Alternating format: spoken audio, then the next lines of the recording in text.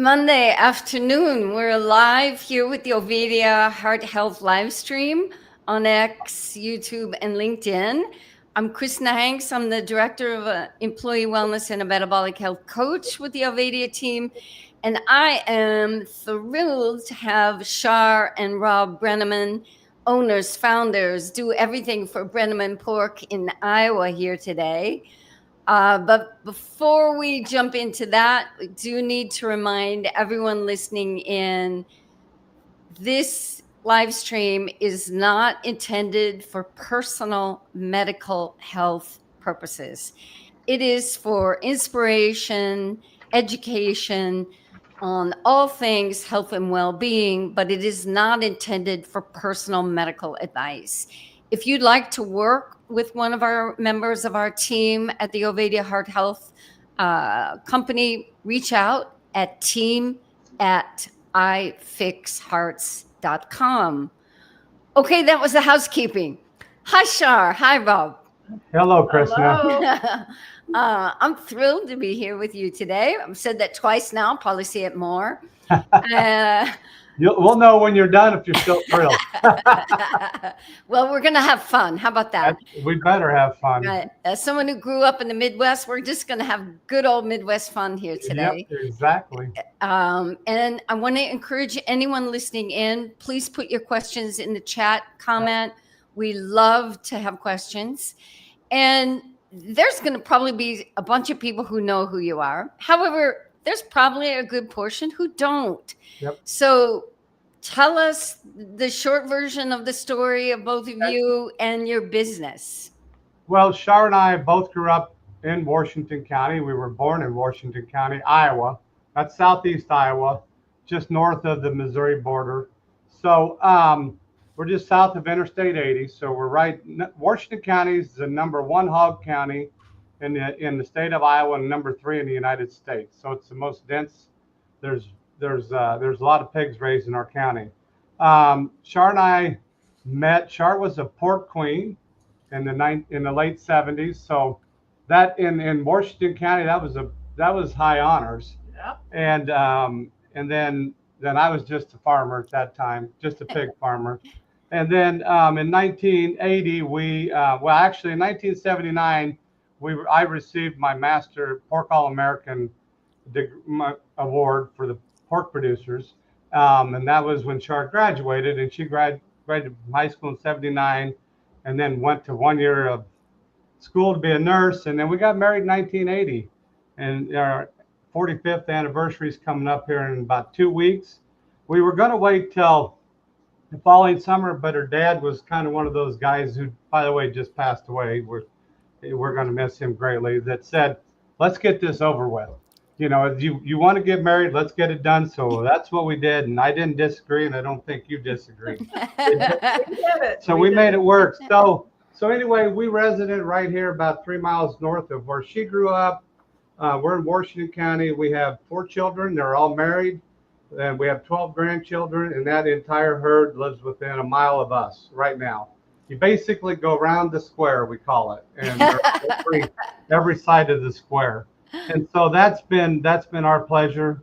We've started out the hard way. When we first got married, Char's like, she didn't know what she got herself into. The 80s were very, very, very difficult for those of you who are not farmers. We had everything on the line, and it was very, very difficult. So I got a job with UPS, and she was a full-time nurse at the University of Iowa, and we met each other coming and going because we still had the hog thing, and we vowed we were going to make it through it in 1987. We got our way through it, and we'd had a couple kids, and we started deciding that we were going to make a life of this, and we were going to be really, really good at it, and that's what we focus on every day. There's not a day that I don't get up, my brain never stops, and say I'm going to be better today than I was yesterday. And so that's the start. I can go over our operation size, Krisna, and then that might help set the tone. Absolutely. And I see we've got a couple people just shout out here. Shout out from Panama City Beach, Florida. Wow. Hi, Sandra. Great you're listening. I I just want to say congratulations on the 45 anniversary. And yes, Pork Queen, that is quite coming from Quincy, Illinois. I know all about that. Yep. So nice to know you were, the shining star there. How fun is that? So do tell our listeners a little bit about, because so impressive when I was looking at these numbers, you have, well, I'm going to let you share them. Make sure we started from. So Yeah. basically, like I said, when we got married, I'd had a 4-H project in high school or all through life, basically from 10 years old. And that 4-H project kept growing. And when I graduated from high school, I had basically about 120 sows, which today isn't much. And I had a brand new pickup. I had no debt. I had money in the bank. And I was ready to go set the world on the fire like every other farmer at that time in life was. That was 1976. Well, when we got married in 1980, it was starting to get difficult. And like I said, Char lived just up the road from where we're at today. And I don't think she realized how difficult it was when we got married. And thank God she didn't. She might have changed her mind. But so then, as we started to grow this thing, there was a day in 1982 when we'd have been better off if we'd have had zero and could have started from zero. But we had a huge debt. We were paying 21% interest at the bank and just debating how this was going to work. Well, like I said, 1987, we had all our debt paid off, continued to raise pigs, continued to work 50 jobs, and got it done. And today we've turned this in with, there's no outside money, only the bank. And we're a little over 4,000 acres. We own about 2,500 of that. And then our kids also own some ground. We're 55,000 sows. We feed out 1.5 to 1.6 million pigs a year. That's enough pork to supply about 5 million people worth of pork if they all ate 55 pounds a year, which the average does. And hopefully when we're done, you got another whatever people that are on this thing that are eating 55 pounds of pork, if not more a year. And so we've grown that into that. We have 260 employees. We have probably another 150 contract employees. Our 90% of our business is within 30 miles of here. All of our finishing barns and stuff. We have a feed mill. We make all of our own feed. That's roughly about 700,000 ton a year. There's basically 90 to 100 trucks a day in and out of our driveway times 2. And we live right here in the middle of the whole show. So that's where we start. And then I want questions and thoughts from you, Krisna. Very impressive journey on that. Let's just dive right into, we have a lot of listeners who are doing a meat focus, whether they're doing carnivore or they're doing a low carb version or some ketogenic lifestyle. Meat in general faces a lot of anti-meat rhetoric. Right. I just put that out there. And pork in general can get its fair share of negative atmosphere. One of the things in looking at some of your material, you mentioned pork is a sleeper protein. Yep. How about we talk about just some of the qualities in pork and price, because we're trying to encourage people to just give meat an option, try to get the protein that works the best with their pocketbook. Just talk to us a little bit about some of the benefits of pork, protein, and your philosophy in general. Well, I can let Rob talk more on the nutritional part of it, but as a mother, a grandmother, I find that pork is so versatile. Ground pork, I've used ground pork, since the kids were little, and I use it in everything from meatloaf to chili to sloppy joes to anything, just a loose meat sandwich on a pizza. I mean, I know we try to watch our carbs on here, but you can do it strategically. But to me, ground pork is such something that people that people don't use enough of. Other than that, we do pulled pork and ribs, and bacon is probably our biggest pork product that we use. Yeah, that's but versatility is important, especially when you're mom, you're busy, or grandma, for everyone listening out there. And again, we talk about our employee wellness programs here at Ovadia Heart Health, and that means people who are working, who don't have a lot of time, also are probably on a budget. A very common saying these days is women are talking about purse bacon, right? This is a thing, keeping bacon in their purse when they're traveling. That's every time he goes on a trip, I send him with a bag full of bacon. Yep. Right. So share then, Rob, just a little the nutritional value, because Yep. we have the MAHA movement, Make America Healthy Again, and there's a lot more talk about nutrition. And Sandra, one of our listeners, says, "I love pork belly." That is Yes. hands down. Pork belly done right is fantastic. That's right. So a little bit on the nutritional value. So for listeners who maybe don't understand, the value of pork. So to the MAHA movement, ironically, I was with Brooke Rollins on Saturday for a couple hours The secretary. as Secretary of Ag, and she would be RFK's boss. And our governor in Iowa and our Secretary of Ag in Iowa, she showed at a steer show in Des Moines at the State Fair. Fantastic. So I went up and we sat down and we had the ability to have a conversation with her, and she grilled with her. If you go on Twitter, look up Brooke Rollins, you'll find a picture of me flipping pork loins with her. I saw that.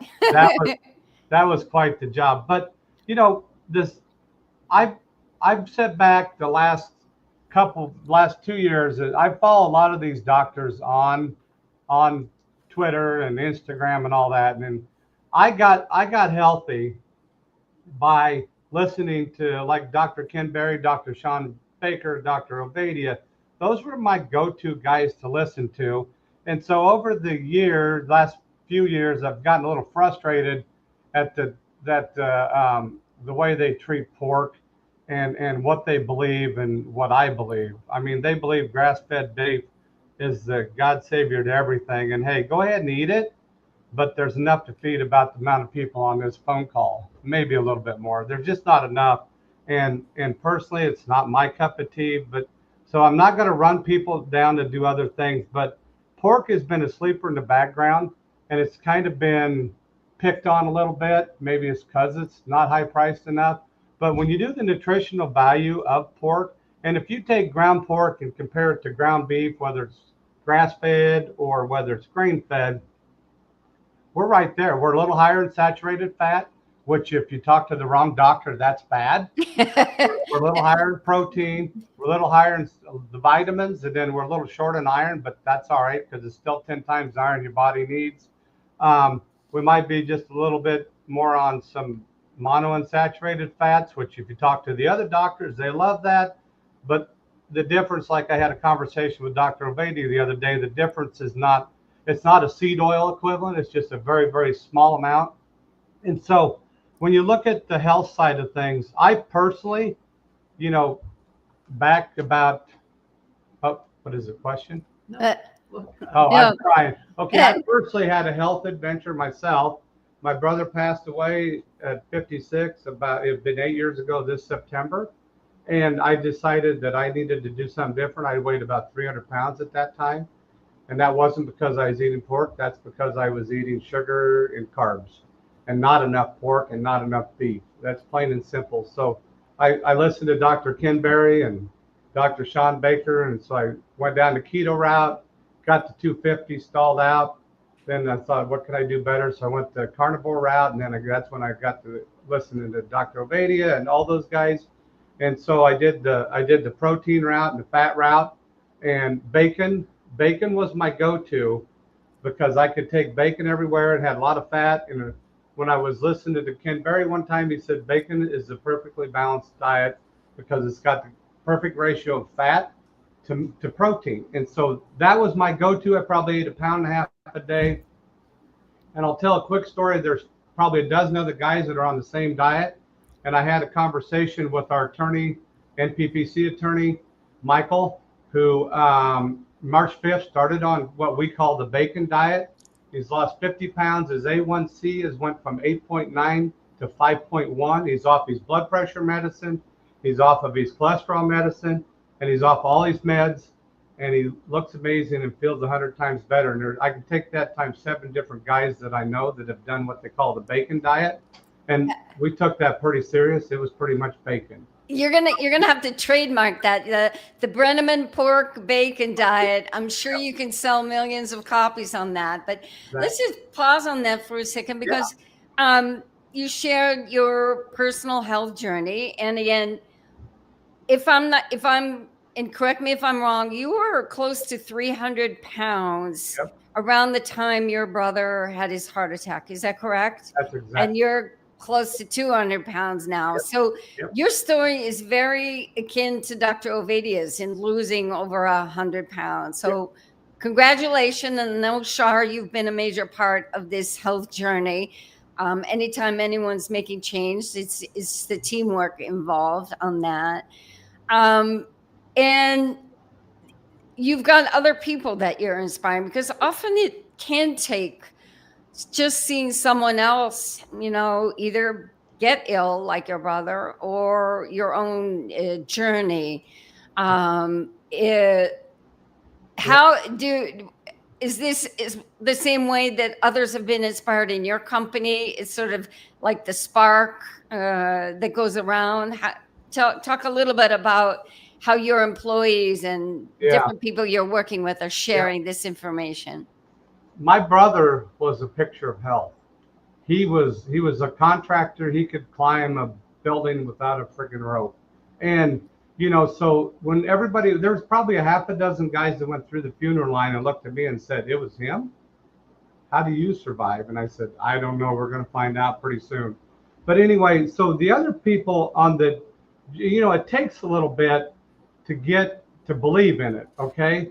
But when you watch somebody do it, it's unbelievable. And then when you watch somebody that you've encouraged to do it, that encourages you more. That means that you did it right. Now, is my health perfect today, Krisna? It's not. I know it's not. But I know that if I would have left the way I was, I probably wouldn't be here today. So I've got still a lot of work to do. But I know that in my process of that everybody that I encouraged called it the bacon diet. And they heavily ate bacon. And I'll tell you why I called it the bacon diet is because when I walked by that pound of brownies that was sitting on the table, or that donut that was sitting on the table in the office, I just grabbed my bacon, and my bacon satisfied that need. And Char is literally correct. I carry a pound of bacon with me when I go to a meeting, because when you go to these meetings, you don't know what's going to be on there for dinner. It might be pasta. It might not be. Now, all the meetings that I'm in charge of today or help with, we've got all that bad stuff broke because there's enough of us doing it. Fantastic. Go ahead, Char.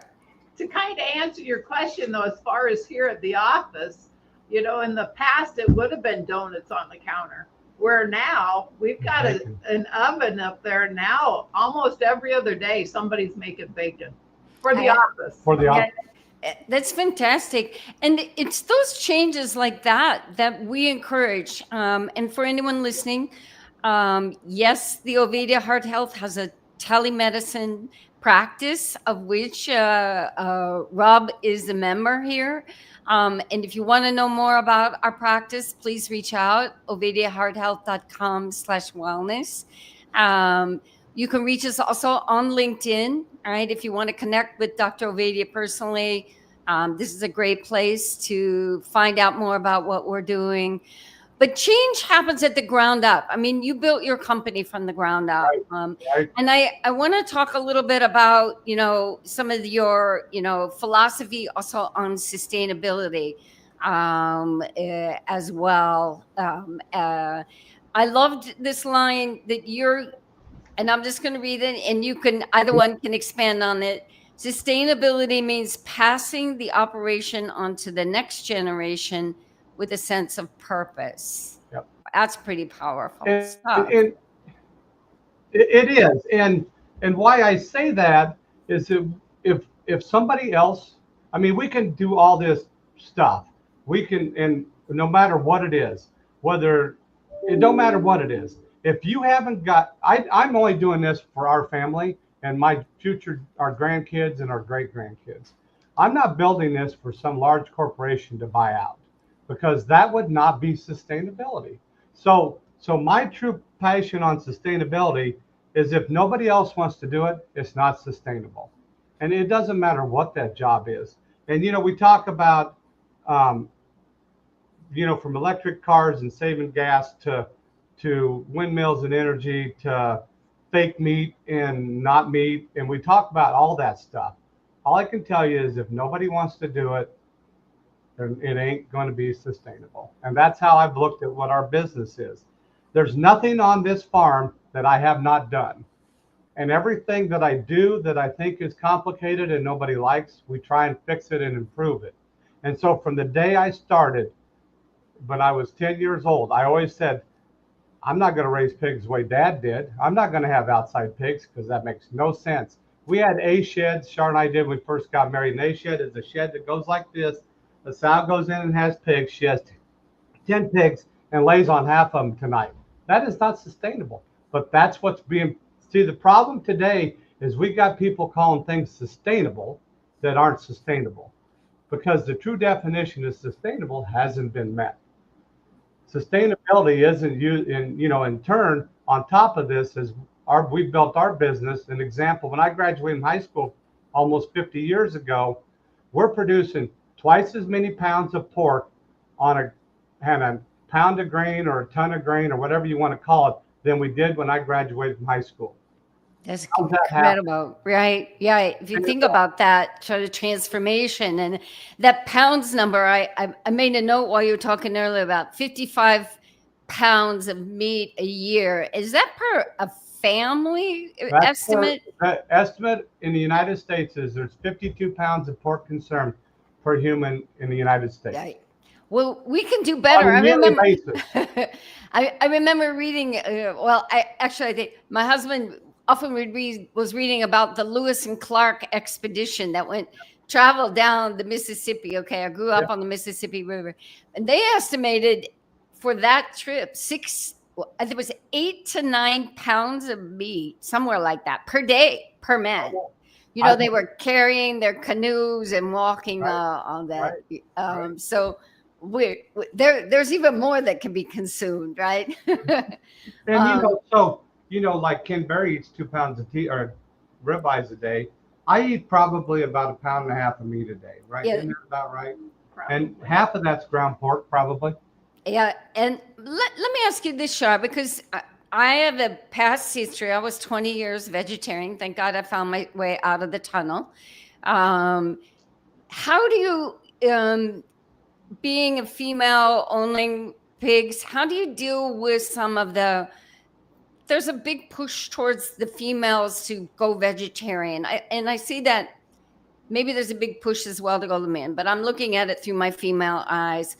How are there conversations that you've had with various people, or how you approach, so to saying, promoting meat from your perspective, owning cows?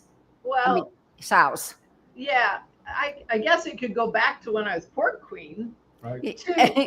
To what, 50 years later. But basically, if you look at the nutrition that you can get from pork, I don't care what cut it is, the nutrition is amazing. Yes, as a female, you always think if I eat a salad, I'm going to be doing good. But I've tried that too. I haven't gone to being a vegetarian. I can't do that because we raise too much pork. But I've tried to eat just a salad for lunch or whatever, and it never holds me over. Never. And so I have learned with Rob's journey that it's incredible if you eat protein. I don't care. I want you to eat pork, but whether it's pork or beef or whatever, that protein holds you over.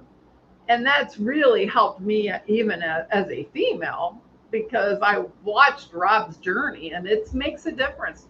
Am I as strict as he is? No, but I have my family sweet tooth. But her mom's. but I have cut out so much that I've done 5 years ago compared to now. It's incredible.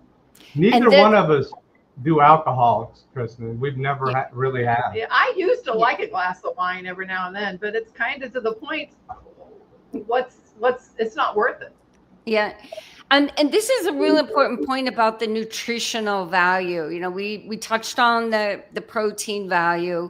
And, you know, many people have gone down the 50 years of advice about it needs to be low fat. You need to count your calories. You need to worry about your protein consumption because it's high in calories. But when you look at nutritional value and you look what you just mentioned, Char, is it lasts you longer. You know, we have a saying in Ovadia's, you know, your breakfast should, however meals you're having, your breakfast should carry you to lunch. Your lunch should carry you to dinner. If you're only doing 2 meals, the same thing. Or if you're only doing 1. And that's going to require a good, let's say, emphasis on protein and fat.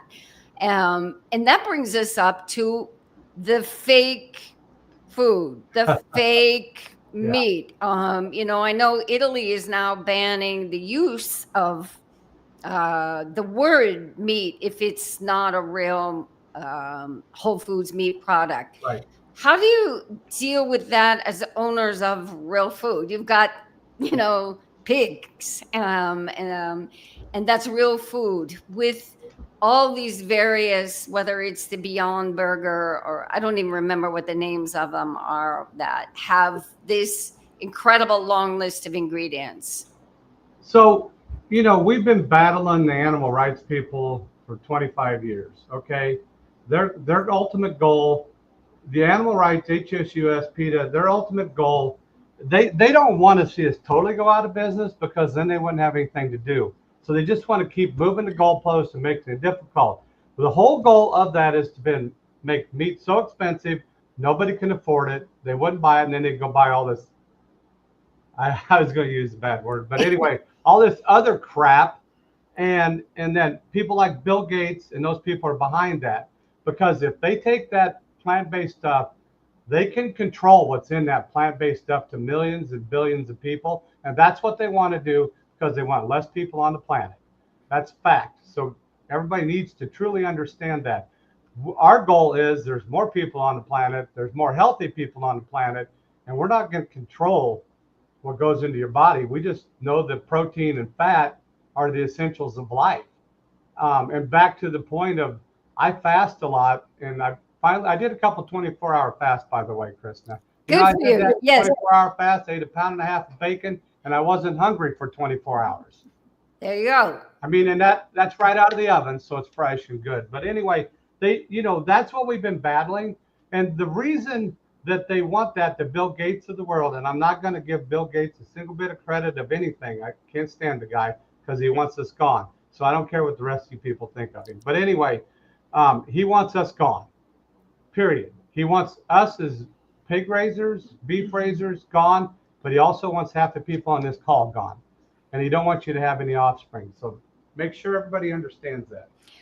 You know, we say, and we really appreciate your insight, being, you know, owning a farm and having to deal with, you know, a lot of the anti-meat or animal rights groups that have tried to put you out of business. And, you know, we're very big at promoting a whole foods diet. We don't care what version of it you do, but whatever works for you. And I think it's, you know, continually important to stress what you both said of protein and fat being essential. You can look at any nutritional textbook. Carbohydrates are non-essential. And they're a great energy source. They provide lots of fun in various ways.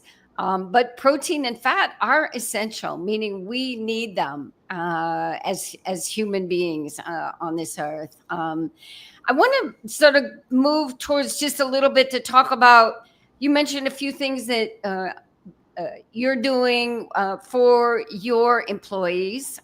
Again, here at the Ovadia team, we offer employee wellness programs. And if you're interested in those, please reach out to us at the Ovadia team. The website is right there.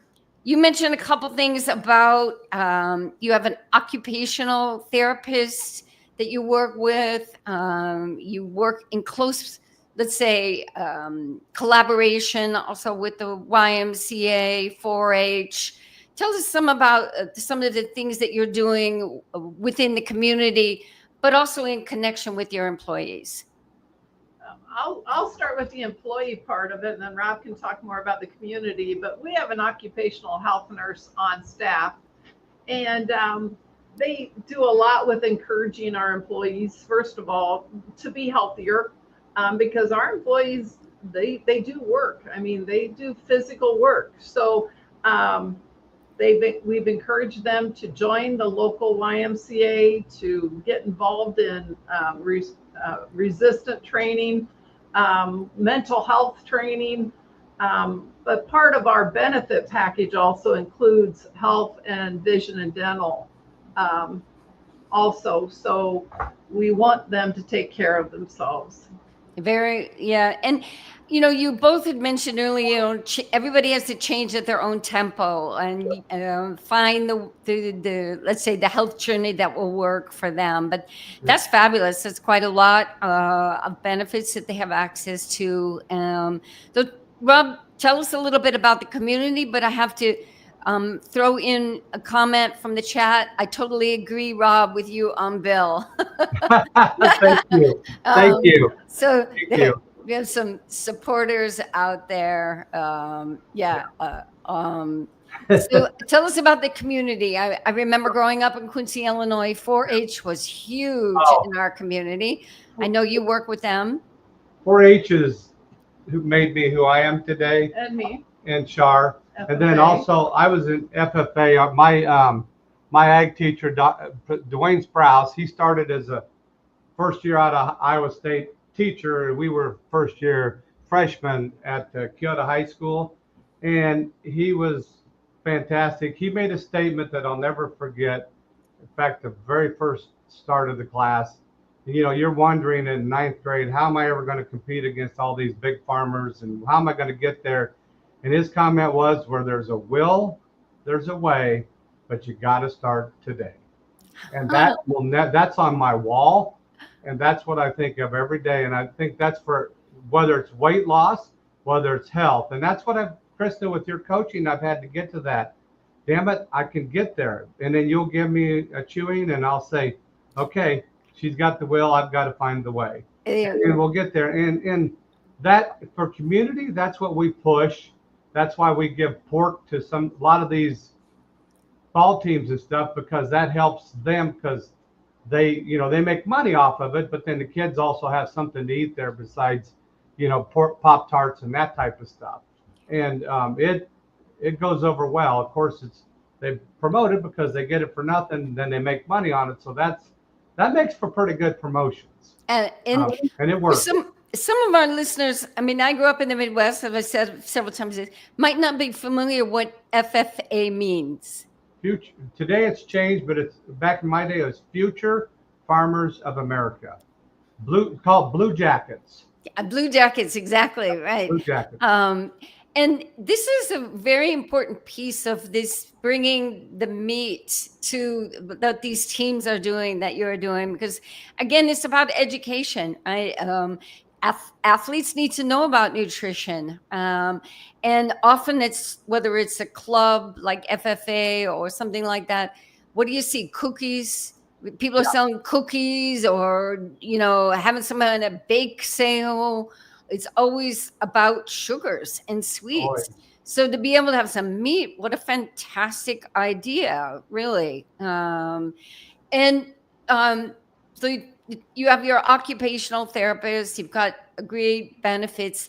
What would be some of your advice to, whether it's an employer or someone in human resources listening, or maybe even someone who wants to get their company to do more employee wellness, what would be some suggestions from your many, many years of having a company?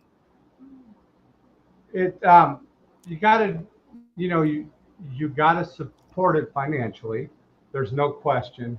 And then you got to get buy-in, and you got to get people to believe that it's good. So you kind of got to set an example yourself. If you're not setting an example, then there's a pretty good chance people aren't going to listen to you.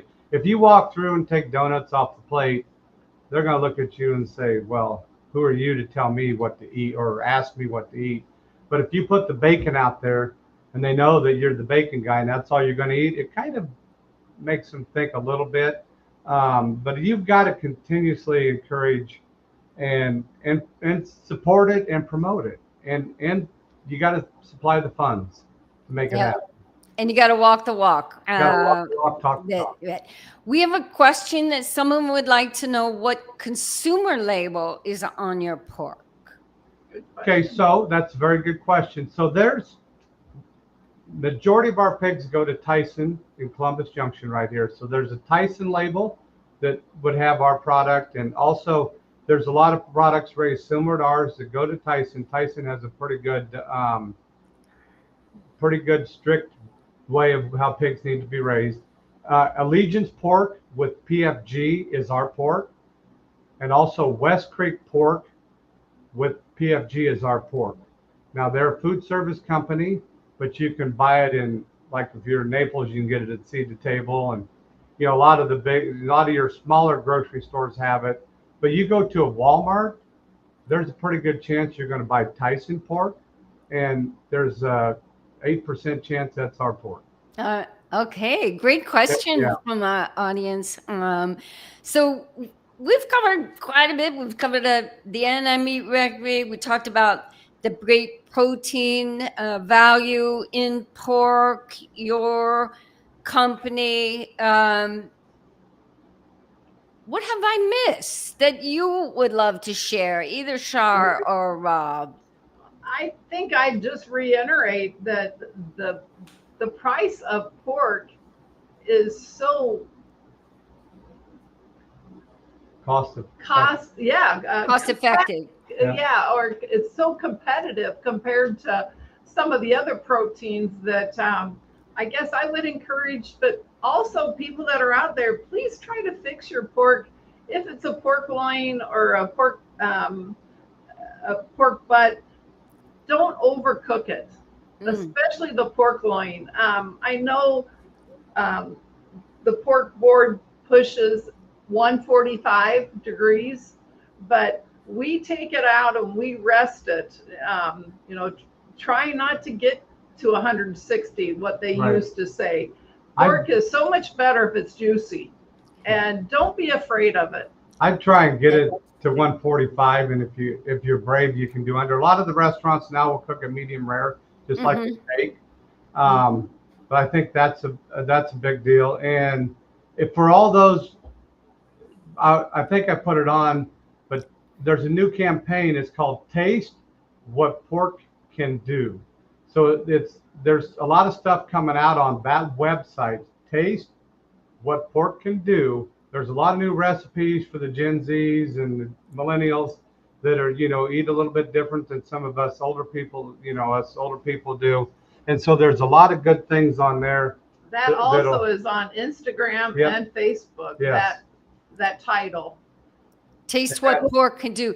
That's a great question, because I think one of the good things of the whole carnivore, ketovore, low carb atmosphere is the sharing of recipes, right? Like, I follow Carrie Kelly, who's a butcher, and he's just done amazing things to promote all kinds of meat. He does pork, beef, everything. And it's great to sort of remind people to not cook it to death, right? Whatever it is.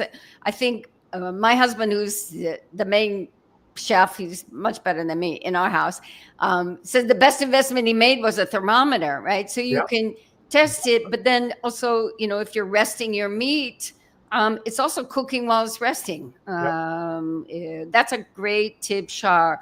What about from you, Rob? What's something I've missed in our conversation? Aaron, Huh? you could talk about Aaron. Yes, I will. One of the key things that we've done more of on cooking our pork, and it honestly has made it better, is that we use a cast iron skillet and use a lot of butter, which seems crazy. You got to cook pork in butter or cook it in lard, or I know you can use tallow, but either one of those. We use a lot of butter and lard. Of course, with bacon, there's a lot of lard left over because that's the results of that. But you know, cooking it that way, getting it browned over and then let it cook slower is a big help. But there's something that we haven't touched on, and and then I'll talk on Aaron after a minute. But I want everybody to know there are no antibiotics in pork, regardless of what everybody says. There are no hormones even legal to use in pork. They don't exist. There is not a single mRNA vaccine used in our industry. Never has been. Okay, so I want that really clear. And because there's a lot of talk out there, and all the meat I've ever had tested, and the company that tested it, there's never been an ounce of glyphosate found in pork or beef.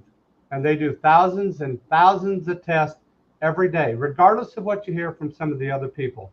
It's not happening. We do not spray our corn with glyphosate.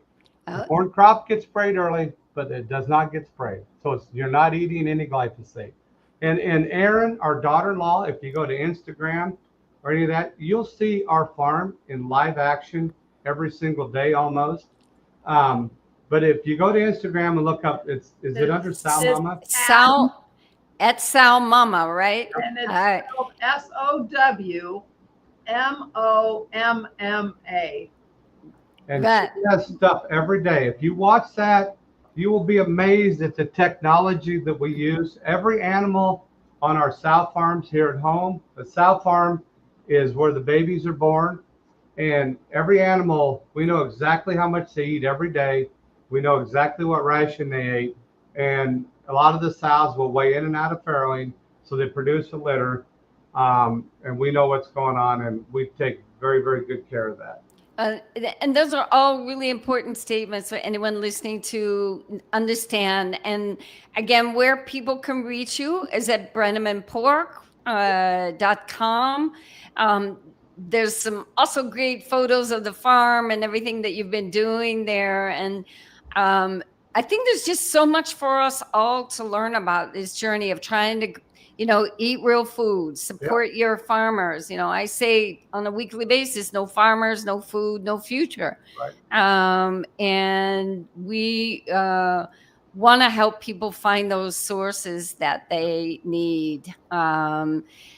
If you want to find out more about our Ovadia Heart Health employee wellness programs, reach out to us, connect with us on LinkedIn. We also have a bunch of white papers that we've written on various topics, from stress to sedentary behavior in the workplace to, we also wrote about musculoskeletal injuries. So I know you have an occupational therapist at your place. This has been an absolute delight. Yeah. And Krisna has been an excellent coach. And I didn't pay them to say that. And I think it's because we're about the same age, 59. Dr. Ovadia has done an awesome job for me. And I appreciate that. That's wonderful to hear. And, any last closing thoughts to any of our, obviously, Sandra's going to be looking for your labels at the store. Yeah. That's great. But to encourage everybody that's listening, there really is no bad pork. There really isn't. And if you buy a Tyson product or whatever it is, that product, there's a lot of people that do it exactly like I do. There's a lot of family farms that produce pork all over the United States. And granted, we do it very efficiently, and everybody's in the same boat. It's all because if we don't compete cost-wise, we don't get to do it for very long. Great information. And well, as I said in my, I think I posted on LinkedIn today, I was going to interview the dynamic couple of Char and Rob Brenneman, and that's absolutely what they are. We appreciate all you do at your with your employees, with your product, and I encourage everybody, cook some pork belly or have a pork loin or do something, find a new recipe and share it with us. Yep, go to Taste What Pork Can Do. Then also, if anybody has a question, ever, Reach out. just Absolutely. reach out, please. Don't. Well, We'll answer it. thank you, Krisna. For Yeah. Thank you. I'm proud to be your colleague, your friend. Yep, we appreciate it. Right. Great. Thanks everyone for listening, and we'll see you next Monday. All right.